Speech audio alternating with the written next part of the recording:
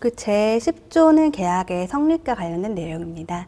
흔히 하는 계약의 성립이라고 한다면은 어떻게 구매 계약이 체결되는지, 즉 이용자가 어떻게 상품을 구매를 하고 이러한 구매 신청을 하고 구매 신청에 대해서 사업자가 어떻게 승낙할 수 있는지에 대한 내용인데요. 중요하게 보실 것은 거래 불가 사유입니다. 즉 내가 회사 사업자 입장에서 일방적으로 거래를 취소하더라도 이용자가 클레임을 제기할 수 없도록 하는 것이 중요한데요. 제10조에서는 관련해서 신청 내용의 허위, 기재 누락, 오기가 있는 경우, 미성년자가 담배, 주류 등 청소년 보호법에 금지하는 재화 및 용역을 구매하는 경우, 그 외에 구매 신청을 승낙하는 것이 물 기술상 현저히 지장이 있다고 판단하는 경우 등을 예시로 들고 있습니다. 또한 사업자는 이러한 승낙의 의사표시를 하면서 이용자의 구매 신청에 대한 확인 및 판매 가능 여부, 구매 신청 정정 취소 등에 관한 정보 등을 포함하여야 합니다. 이외에도 전자상거래법 및 관련 전자상거래 등에서의 소비자 보호 지침에 따라서 청약 내용을 확인할 수 있는 절차를 마련해야 되는데요. 이와 같은 내용은 이용 약관에 반영하지 않더라도 실제 그 이용자가 구매 신청을 하고 상호간의 구매 계약이 성립함에 있어서 이 전자상거래법에 따른 절차가 마련되어 있는지 살펴보시는 것이 필요합니다. 그 다음은 제11조 지급 방법과 관련된 내용입니다. 우선 제가 소개하고 있는 공정거래위원회 표준약관에서는 다양한 지급 방법을 기재하고 있는데요. 이 부분은 실제에 따라서 달리 기재할 수가 있습니다.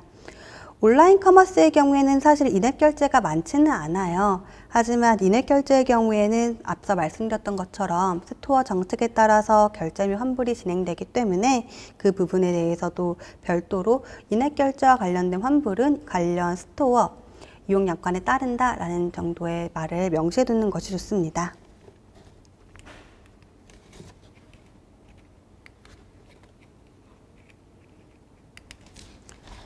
다음 제12조 수신 확인 통지 및 구매 신청 변경 및 취소에 관한 내용입니다. 전자상거래법에 따라서 상품 구매 계약을 체결하는 경우에 상대방에게 서면을 교부해야 되는데요. 사실 이렇게 안내함으로써 소비자에게 계약을 취소할 수 있는 기회를 부여하는 것이다 라고 생각해 주시면 좋을 것 같아요. 이와 같은 이용 약관을 만들 때 법령상 사업자가 이행해야 되는 사항들이 약관에 반영되어 있는지도 함께 살펴보시면 좋을 것 같습니다. 관련해서 지금 발표를 해서 간략하게 말씀을 드리고 있는데요. 통지 판매업자는 상품 구매 계약 체결 시 상품의 명칭, 종류 및 내용, 상품의 정보, 상품의 가격과 같은 사항이 기재된 서면을 상품을 공급할 때까지 교부하여야 합니다. 또한 카드 결제 등 전자적 대금 지급을 지원하는 경우에는 재화 등의 내용 및 종류, 재화 등의 가격, 용역의 제공 기간 등을 명확히 고지하고 이에 대하여 소비자가 확인하고 동의 여부를 선택할 수 있도록 전자결제업자 등이 마련한 전자대금 결제창을 소비자에게 제공할 필요가 있습니다. 다음은 제13조 재화 등의 공급 및 제14조 환급과 관련된 규정입니다. 아무래도 본 규정 같은 경우에는 사업자 입장에서 좀 규제다라고도 느껴질 수 있는 약관의 내용인 것 같아요. 이용자가 청약을 한 날부터 7일 이내에 재화 등을 배송할 수 있도록 주문 제작, 포장 등 기타 필요한 조치를 해야 되고, 또 몰이 이미 재화 등의 대금을 전부 또는 일부를 받은 경우에는 대금의 전부 또는 일부를 받은 날로부터 3영업일 이내에 조치를 취한다 라는 등으로 일정하게 사업자가 이렇게 해야 된다라고 규정하고 있기 때문입니다. 하지만 이 규정 같은 경우에는 전자상거래법 제15조의 내용을 반영한 내용이기 때문에 임의로 수정하시기보다는 내가 수정하고자 할 때 내가 판매하고 있는 상품 혹은 우리의 서비스가 이 전자상거래법상 제15조의 규정이 적용되지 않을 수 있는 규정에 적용되지 않을 수 있는가, 규정의 예외에 해당할 수 있는가를 살펴보시고 수정하는 것이 좋습니다. 예를 들어서 주문 시작 상품의 경우에는 7일 이내에 배송이 어려울 수 있기 때문에 이와 같은 경우에는 약관의 반영이 필요할 수 있습니다. 제15조는 청약 철회와 관련된 내용입니다. 이 청약 철회와 관련된 내용은 소비자와 굉장히 많이 분쟁이 발생하는 부분인데요. 사실 사업자가 일반적으로 반품 교환을 거부할 수 있는가라고 했을 때 전자상거래법에서는 엄격히 그 반품을 거부할 수 있는 사유에 대해서 규정하고 있기 때문에 달리 정하기가 어려운 측면이 있습니다. 다만 전자상거래법에서는 상품 특성에 따라서 예외 규정을 두고 있기 때문에 내가 판매하는 상품이 해당 규정에 따라서 예외 규정의 적용을 받을 수 있는지 확인하고 약관의 수정을 고려하는 것이 좋아요. 예를 들어서 용역 디지털 콘텐츠의 경우에는 제공이 게시되었을 경우에는 철회할 수 없도록 규정을 하고 있는데요. 이 경우에도 가분적 용역, 가분적 디지털 콘텐츠의 경우에는 제공이 게시되지 않은 부분에 대해서는 그러하지 아니하다. 즉 그 사업자가 일반적으로 반품 철회를 거부할 수는 없다라고 보고 있기 때문에 결국 상품별로 케이스별로 사업자가 이런 이용자의 철회를 거부할 수 있는지에 대해서 검토할 필요가 있을 것 같습니다. 지금 이 규정은 청약 제16조 청약 철회 등의 효과의 경우에는 청약 철회, 즉 흔히 말하는 계약 취소, 구매 취소와 관련된 내용입니다. 즉 소비자가 청약을 철회한 후의 효과, 소비자가 청약을 철회하였다면 회사는 어떠한 의무를 이행하는지에 대한 내용인데요. 지금 표준약관 제16조의 경우에는 전자상거래법 제18조의 내용이 제18조의 내용을 반영하여 작성하고 있습니다. 판매하는 상품이 재화인지, 즉 일반적으로 실물 상품인지, 아니면 용역인지, 즉 서비스인지에 따라서 반환 관련 사항이 달라질 수 있기 때문에 직접 운영하고 계신 사업자별로 달리 정하는 것이 좋으실 것 같아요. 그리고 제17조는 개인정보 보호와 관련된 내용입니다. 이 내용 같은 경우에는 개인정보보호법상 필요한 내용들을 반영한 조항인데요. 검토하다 보면 주로 많이 발생하는 문제점이 이용약관 작성하실 때는 공정거래위원회 표준약관 혹은 다른 회사 이용약관을 가져와서 사용하시고 또 개인정보 처리 방침은 어딘가 또 다른 회사의 개인정보 처리 방침을 갖고 와서 사용하시는 경우가 있어요. 이러면 이용약관에 써져 있는 개인정보 보호 관련 규정과 실제 개인정보 처리 방침에 적혀 있는 개인정보 보호 관련된 규정이 또 상이한 경우가 발생하게 되거든요. 때문에 이용약관의 개인정보 보호에 관한 규정을 작성하실 때에는 이 내용이 개인정보 처리 방침과 일치하는지에 대해서 살펴보시는 것이 중요할 것 같습니다. 앞서 말씀드렸던 것처럼 개인정보 보호와 관련된 내용은 사실 이용약관을 설명하면서 상세하게 말씀드리기 시간적으로 어려운 부분이 있어요. 하지만 이제 간략하게 짚고 넘어간다라는 측면에서 제17조 개인정보 보호 관련 규정은 한번 쭉 읽고 넘어가 보도록 하겠습니다.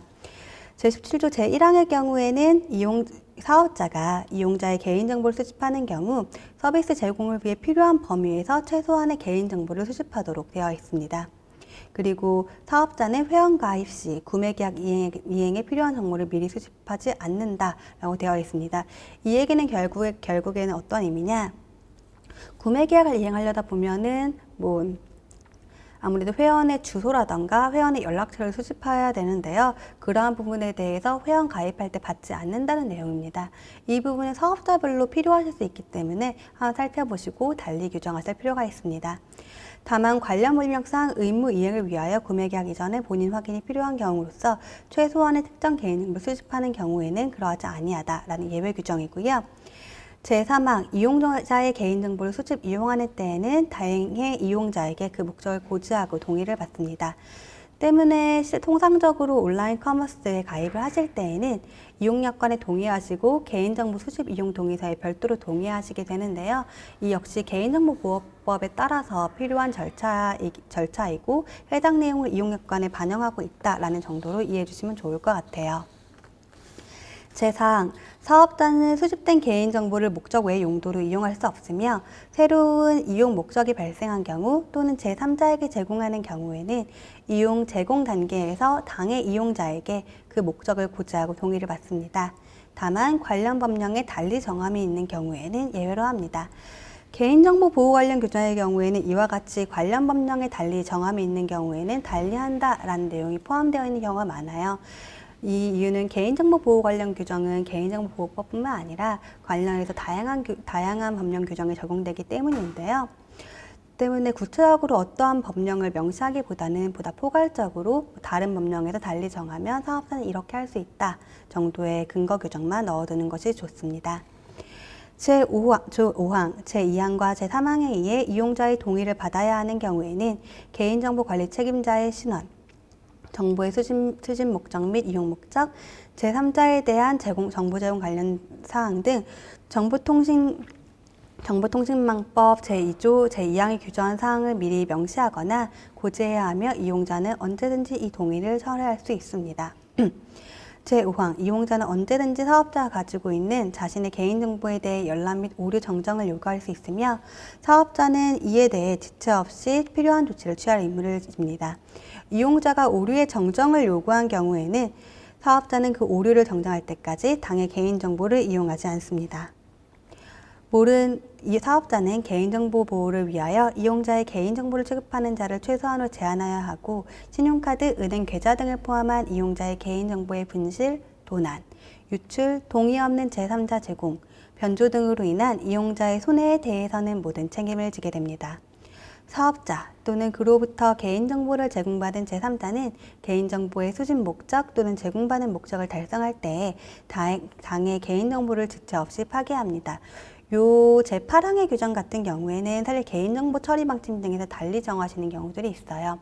개인정보 처리 방침이나 개인정보 수집 이용 동의를 받으시면서 각 케이스별로 해당 개인정보는 뭐 언제까지 보관한다, 뭐 회원 탈퇴 후 5일까지 보관한다, 뭐 분쟁이 있는 경우에는 분쟁이 해결될 때까지 보관한다, 뭐 구매 계약을 체결한 경우 이 계약과 관련된 모든 절차가 이행되고 나서 얼마까지 보관한다 등으로 달리 규정하시는 경우들이 있는데 이러한 부분들은 개인정보 보호 처리 방침이나 개인정보 수집 이용 동의서에서 별도로 다룰 부분이라 지금은 언급만 하고 넘어가도록 하겠습니다. 그 다음 제9항. 사업자는 개인정보의 수집, 이용, 제공에 관한 동의라를 미리 선택한 것으로 설정해두지 않습니다. 또한 개인정보 수집, 이용, 제공에 관한 이용자의 동의 거절 시 제한되는 서비스를 구체적으로 명시하고 필수 수집 항목이 아닌 개인정보 수집, 이용, 제공에 관한 이용자의 동의 거절 등을 이유로 회원 가입 등 서비스 제공을 제한하거나 거절하지 않습니다. 이 내용 역시도 개인정보보호법에 따른 내용인데요. 다시 말해서 당사자가, 이용자가 직접 내용을 보고 개인정보 수집 이용에 대해서 동의할 수 있도록 하지 않고 무조건 사업자가 동의 절차에 동의란에 미리 선택하도록 하면 안 된다. 그러니까 미리 체크해놓으면 안 된다라는 취지의 내용이고요. 이외에 서비스 제공에 있어서 필수적으로 필요한 항목 외에 선택 항목에 동의하지 않았다는 것을 이유로 서비스 가입을 거부할 수 없다라는 취지의 내용입니다. 예를 들어서 대표 마케팅 수집 이용 동의를 하지 않았다는 이유로 가입을 못하게 하는 것이 대표적인 예인데요. 물론 경우에 따라서는 마케팅 수집 이용 동의가 필수인 경우가 있지만 대부분의 경우에는 마케팅 수집 이용 동의의 경우 선택적인 동의 사항이기 때문에 이 선택 동의 사항에 동의하지 않았음을 이유로 서비스 가입을 거절할 수는 없습니다. 거절할 수 없도록 규정하고 있는 경우가 많습니다. 다음은 제18조 모래 의무 및 제19조 회원의 아이디 및 비밀번호에 대한 의무입니다. 본 조항 같은 경우에는 사업자 입장에서 어떻게 보면 가장 중요할 수도 있는 규정인 것 같아요. 사업자의 의무사항과 사업자의 제한이 필요한 상황에 대해서 명시하고 있는 내용입니다. 예를 들어서 이제 기본적으로 사업자는 뭐 법령이나 이 약관이 금지하는 내용을 금지하고 있는 사항들을 행위는 하지 않는다. 뭐 이용자가 이 서비스를 용이하게 이용할 수 있도록 관련하는 시스템을 갖춰야 된다. 그리고 관련 법령상 배상할 책임 등을 진다라는 내용이 간략히 포함이 되어 있고요.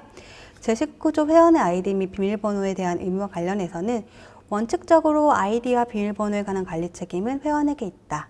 회원은 해당 아이디 및 비밀번호를 제3자가 이용하게 해서는 안 된다라는 취지의 내용이 제19조에 포함되어 있습니다. 이외에도 사업자의 책임 제한이 필요한 사항으로는 소비자가 게시한 소비자의 게시글, 통신판매 중개자인 경우에는 본인이 아닌 통신판매 중개 의뢰자, 그러니까 직접 상품을 판매한 자가 제공한 정보, 그리고 마일리지가 있는데 그 마일리지 유효 기간을 사업자가 고지하였음에도 불구하고 이용자가 그 유효 기간 내에 마일리지를 사용하지 않아서 마일리지가 소멸하는 경우 해당 마일리지 소멸에 대해서는 이용자가 책임을 진다라는 취지의 내용 등 사업자의 책임 제한이 필요한 사항들은 적절히 이용 약관에 반영해 놓는 것이 필요합니다.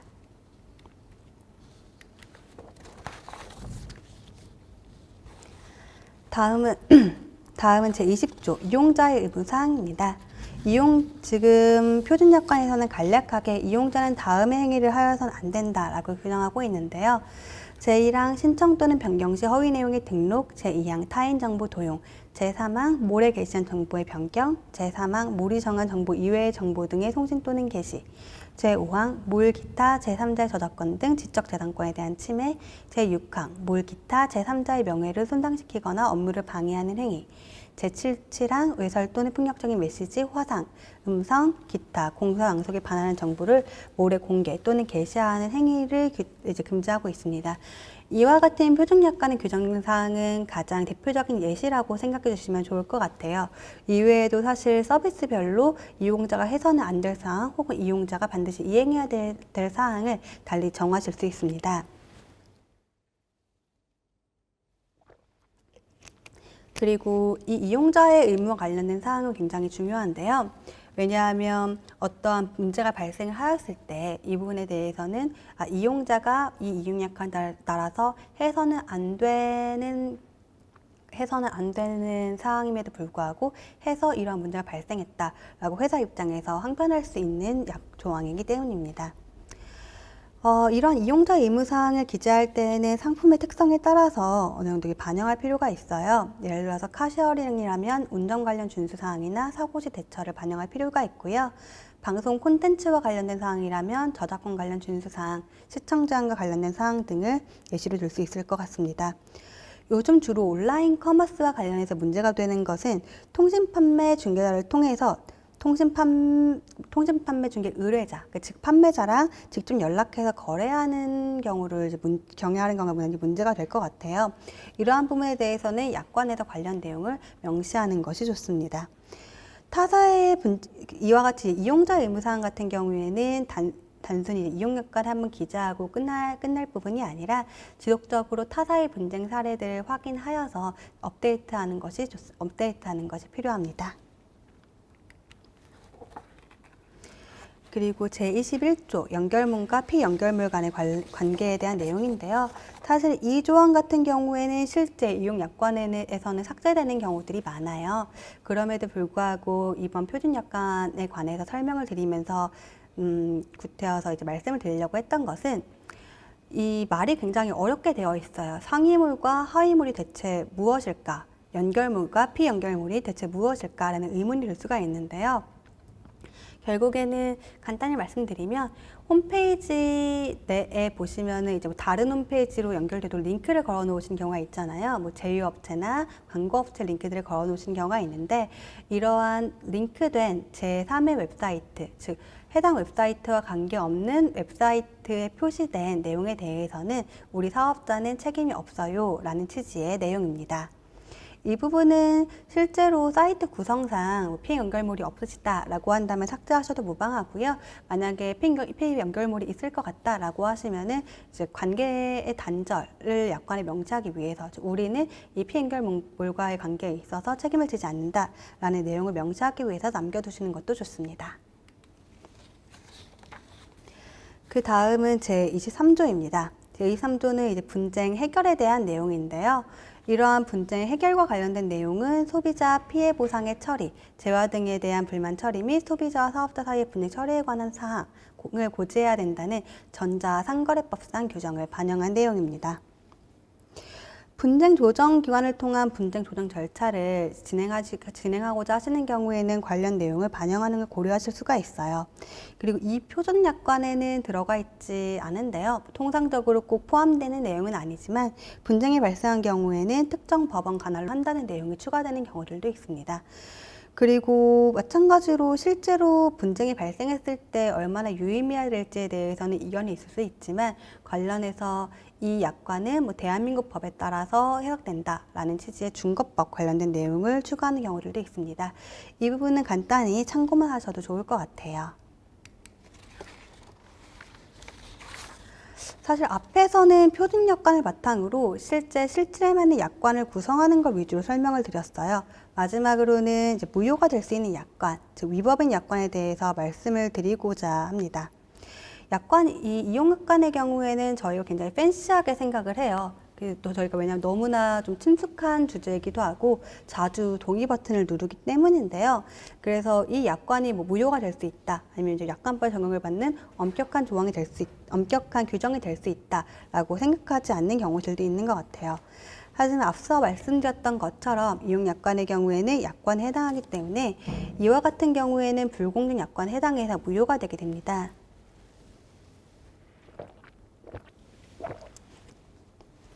예를 들어서 소비자에 대해서 부당하게 불리하거나 소비자가 계약의 거래 형태 등 관련된 모든 사정에 비추어 예상하기 어렵거나 계약의 목적을 달성할 수 없을 정도로 계약에 따르는 본질적 권리를 제한하는 내용, 그리고 점적으로 사업자에 대한 책임을 면책하는 면책 조항, 손해배상 의무 조항, 부당한 계약 해지 조항, 강제 채무 이행 조항, 소비자의 권익 제한 조항, 의사표시의 의제 조항, 대리인의 책임 가중 조항, 소재기의 금지 등에 관한 조항 같은 경우에는 불공정한 약관에 해당해서 무효가 될 수 있습니다.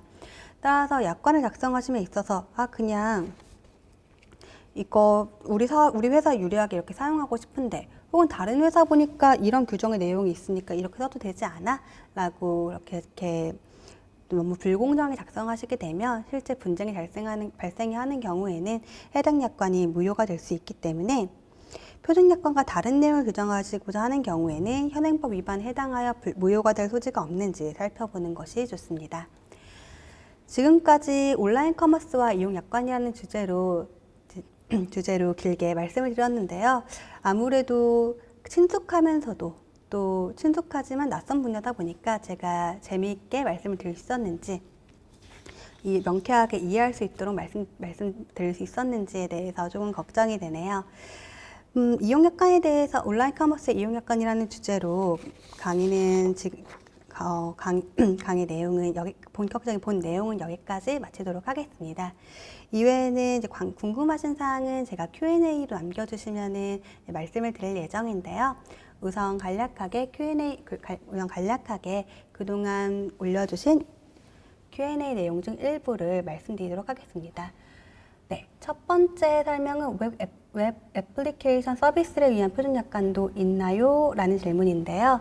네, 있습니다. 그 웹 애플리케이션별로 애플리케이션 표준약관도 공정거래위원회 홈페이지에 가시면 있고요.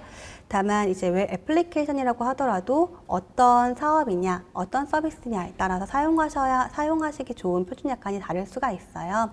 이 부분에 대해서는 한번 표준약관을 모아놓은 공정거래위원회 홈페이지를 살펴보시면서 우리 서비스는 이런 서비스니까 이 표준약관을 사용하는 것이 좋겠다라고 살펴보시면 좋으실 것 같아요. 네, 이용약관에 개인정보 취급 사항까지 다 넣어도 상관없을까요? 네, 앞서 말씀드렸던 것처럼 개인정보와 관련된 내용이 기본적으로 이용약관에 포함이 되는데요. 하지만 이용약관에만 포함하면 되는 것은 아니고 개인정보 보호, 개인정보 처리 방침, 다른 말로는 개인정보 취급 방침이라고도 하는데, 이런 별도의 처리 방침에 관련 내용을 포함할 필요가 있습니다. 또한 앞서서 제가 좀 너무 빠르게 지나가서 빠르게 말씀을 드리다 보니까 또박또박 말씀을 못 드렸던 것 같은데, 이외에도 만약에 위치 정보를 수집하시는 사업자의 경우에는 위치 기반 서비스 이용약관을 별도로 마련하실 필요가 있습니다. 이 개인정보 보호와 관련된 내용은 개인정보 보호 처리 방침, 다른 말로 개인정보 보호 취급 방침에도 포함을 하셔야 되고, 별도의 수집 비용 동의, 제3자 제공이 있는 경우에 제3자 제공 동의 등의 절차를 거치셔야 되기 때문에 관련한 규정을 정비하시고 관련한 절차를 마련하심에 있어서는 관련 법령상 준수사항을 모두 이행하고 있는지 살펴보는 것이 필요합니다.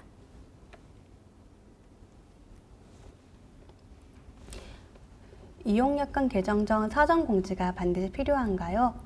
그리고 오타 등 사소한 것들을 수정하게 되더라도 그때그때 공지해야 하는지도 궁금합니다. 이 부분에 대해서는 우선 제1항, 제가 다시 한번 좀 화면을 크게 볼 수 있을까요? 네.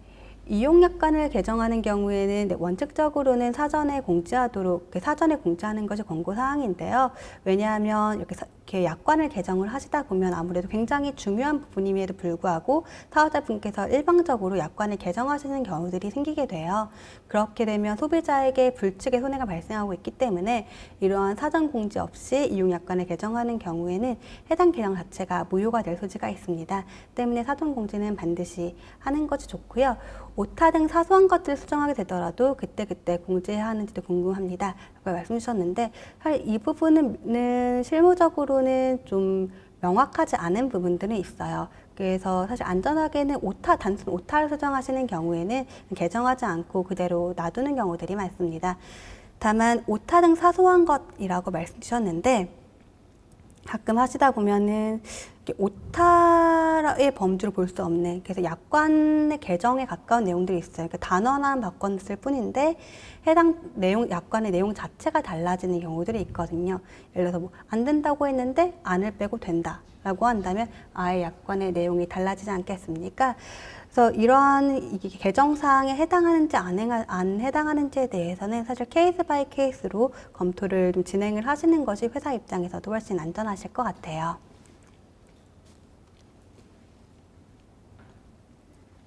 네, 그리고 지금까지 간단히 지금까지 말씀 주신 질문에 대해서 총 3가지 정도 간단히 말씀을 드렸는데요.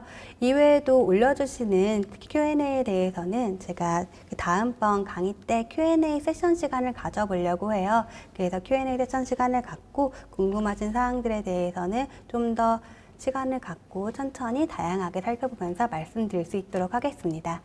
아무래도 굉장히 좀 지루할 수도 있는 강의였는데 함께 해주셔서 정말 감사드리고요. 지금 말씀드렸던 내용이 사실 이용약관이다라는 포괄적인 주제로 말씀드리다 보니까 제가 많은 부분을 다양하게 말씀드릴 수 있었는지 좀 고민이 되기도 해요. 이러한 부분에 대해서는 저희 법무법인이나 제 연락처로 연락을 주시면은 제가 답변을 드릴 수 있으니까 편히 말씀 부탁드립니다. 지금까지 경청해 주셔서 정말 감사합니다. 좋은 오후 보내세요.